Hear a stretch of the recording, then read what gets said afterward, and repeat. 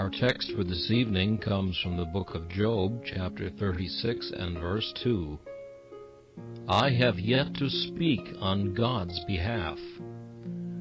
We ought not to court publicity for our virtue or notoriety for our zeal, but at the same time, it is a sin to be always seeking to hide that which God has bestowed upon us for the good of others. A Christian is not to be a village in a valley, but a city set upon a hill. He is not to be a candle under a bushel, but a candle in a candlestick, giving light to all.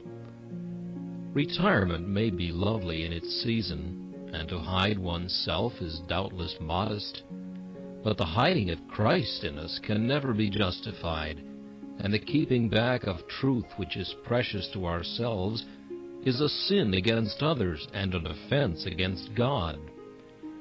If you are of a nervous temperament and of retiring disposition, take care that you do not too much indulge this trembling propensity, lest you should be useless to the church. Seek in the name of Him who was not ashamed of you to do some little violence to your feelings, and tell to others what Christ has told to you. If thou canst not speak with trumpet tongue, use the still small voice.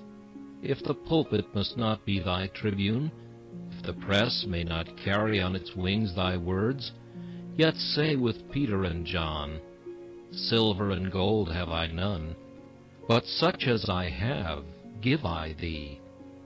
By Sychar's well talk to the Samaritan woman, if thou canst not on the mountain preach a sermon. Utter the praises of Jesus in the house, if not in the temple, in the field, if not upon the exchange, in the midst of thine own household, if thou canst not in the midst of the great family of man.